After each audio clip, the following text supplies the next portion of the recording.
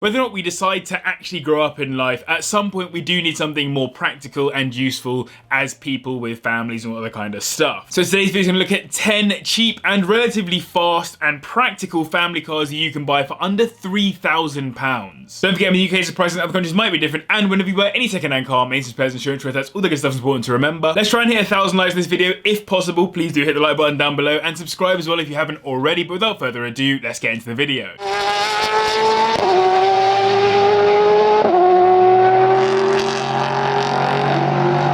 Let's kick it off with the Jaguar XF, which is a nice practical diesel saloon with its 2.7 litre V6 engine that makes 204 brake horsepower, taking it from 0 to 60 in a perfectly reasonable time of 7.7 seconds. So not the fastest thing in the world, but for £2,000 at the bare minimum, you're absolutely laughing. £3,000 to get a 2008 model with around 90,000 miles on the clock. It sits between the XE and XJ in the Jag lineup, and in the right trim can be quite luxurious. But outside of the luxury, it's not a tremendously exciting or even special car in many other ways, as from a practicality perspective it's pretty middle of the park. For example, it has 500 litres of boot space, which is reasonable, and does around 37 miles per gallon maximum, which again is reasonable. I do think it's a very good looking car though, thanks to Ian Callum being the lead designer, though it was slightly let down by that 2.7 litre block not being known for reliability, with crankshaft bearings causing the main problems. Electrics are also known to go wrong, so do go in with your eyes open. Volvo are renowned for building some incredible sleepers, proper family wagons that also have mad performance. Of course, for under £3,000 it's quite tough to get into any of their R models, but you can still get a sweet V70 estate with its 2.4 litre turbocharged inline 5 engine that makes 200 brake horsepower, taking it from 0 to 60 in 7.6 seconds. Oh, and by the way, the cars in this list are ordered from slowest to fast from 0 to 60, so make sure you stick around for the last one, which is way quicker than this. It was the second generation V70, being slightly bigger in most dimensions, including storage,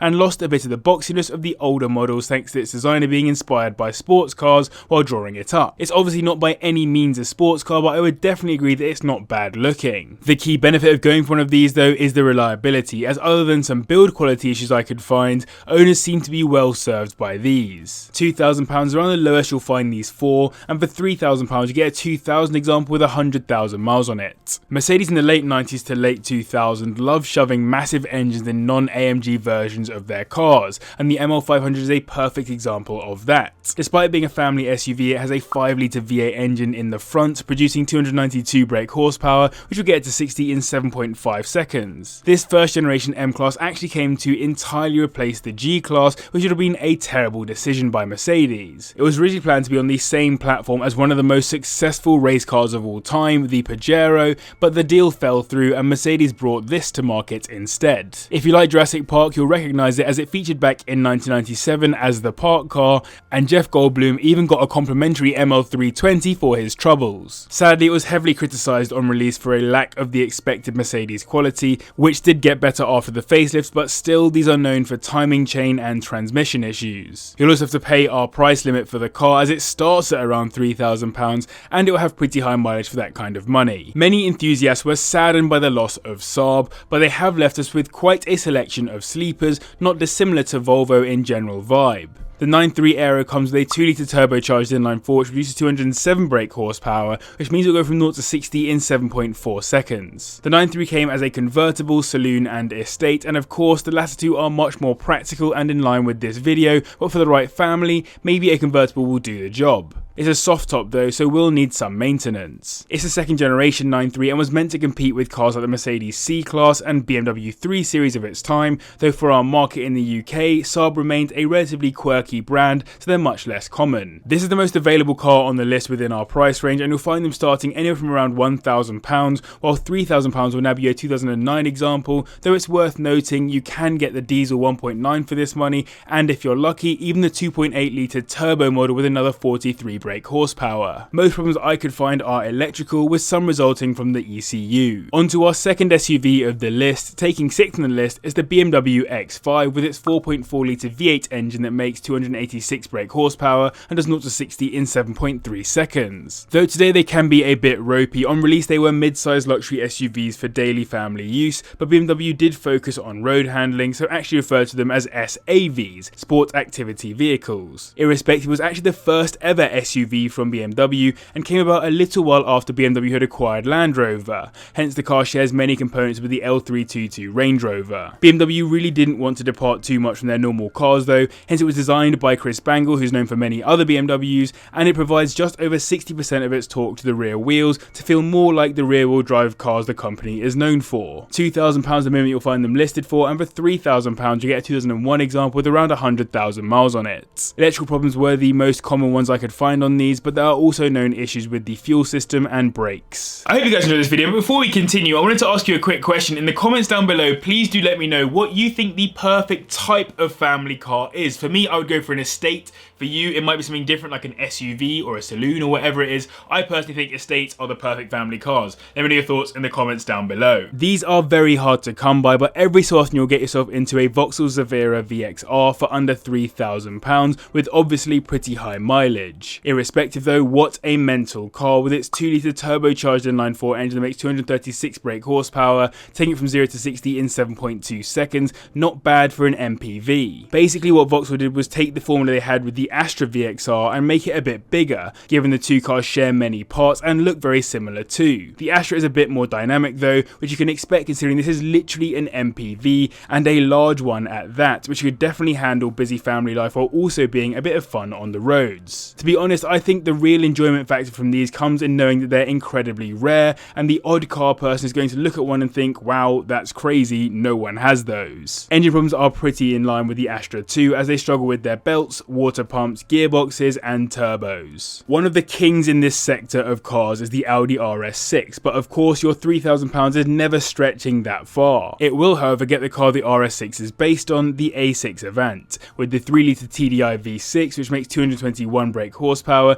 taking it to 60 in 7.1 seconds. This is the 3rd gen A6 which came at a time where Audi were really trying to up their game in the technology space, so the user interface and other techie parts of the car are leagues ahead of the previous model, but of course pretty old by today's standards. You can also get these in saloon spec, but I would go for the Avant, partially to have something remotely similar to the RS6 Avant, but mostly because I think it looks better and it also has plenty of storage and practicality worth considering. Like the Merc, these start at £3,000, so you'll be looking at quite a few miles for our price range. The engine is known for timing chain tensioner failure, as well as faulty fuel injectors and clogged DPF. I love a good Skoda, and the Octavia VRS is exactly that, with its 2-litre turbocharged inline-4 making 197 brake horsepower, the lowest on this list, but it will still get to 60 in 7 seconds, which is pretty decent. Like the Audi, it comes in saloon and estate, although the saloon is called a hatchback because of the way the rear of the car comes up when you open the boot. Either way, I'd personally like the estate for the same reasons as the Audi, but I think it also looks a bit cooler. It's a bit of a sleeper, with the only signals of the car's prowess coming from a couple of extra flary bits on the exterior and the larger alloys as well, plus of course the VRS badging. By the way, I am aware if you're elsewhere in the world it would just be the Octavia RS, as in the UK it's named the VRS instead to overcome some disputes with Ford's RS branding. £2,500 a moment you'll find these listed for, and £3,000 to get you one with still relatively high mileage. Owners complain about bad build quality on the interiors, and coil packs, water pumps, timing belts and PCV valve issues are also known. The Lexus LS400 is less of a family car and more of a luxury car, but you can definitely use it far more practically than many cars I usually show on this channel. It comes with a 4-litre V8 engine that makes 280 brake horsepower, meaning it will do 0 to 60 in a surprisingly quick time of 6.7 seconds. The LS400 is an insanely cool car both outside and in, but what's even better about it is its reliability. If you want a car from this list that will last you many more miles, go for this one, as some have even managed over 1 million miles, including Matt Farah's on YouTube, which is just ridiculous and a testament to Toyota and Lexus's commitment to quality. It was a cheaper entry point into the luxury car market back when it was released in 1994 and is hugely out of date by today's standards, so do be aware of that when buying one. You are buying an experience and not just a standard daily driver. £2,500 is the lowest you'll find these listed for, and for £3,000 you'll get yourself a 2000 example with around 90,000 miles on it. Porsche just shouldn't be available for under £3,000, but the Cayenne has been for quite some time. Though most examples come with the V6 for this money, you can get yourself into the 4.5-litre V8 example as well, which puts out 340 brake horsepower and does 0 to 60 in 6.6 seconds, ridiculously quick for a 3K SUV. Over time this car has only gotten better looking. On release it was harassed by Porsche enthusiasts despite being the car that literally rescued the brand from the brink of bankruptcy. Check out my video on luxury car brands creating SUVs to hear more about that story, but honestly, if you like Porsches today, you owe a lot to this car. It was meant to maintain the feeling of driving a Porsche sports car as well, just with a bigger frame, and though the jury's a little bit out on that, you definitely still benefit from the status provided by the Porsche badge. £2,500 is around the minimum you'll need to spend to get into a V8 model, and £3,000 will get you a 2005 V6 with 110k on it. Maintenance costs are pretty high on these according to some owners on forums, but I couldn't find many common catastrophic failures, which is always a bonus. So now you've got a list of very cheap and practical and relatively fast family cars that you can buy for under £3,000. A huge thanks to the patrons for their support in making this possible. One thing you haven't learned yet is that if you've got a little bit more cash, there are some really cool options available. If you click over here, you will get to see those, and if you hit down here, you can subscribe to the channel.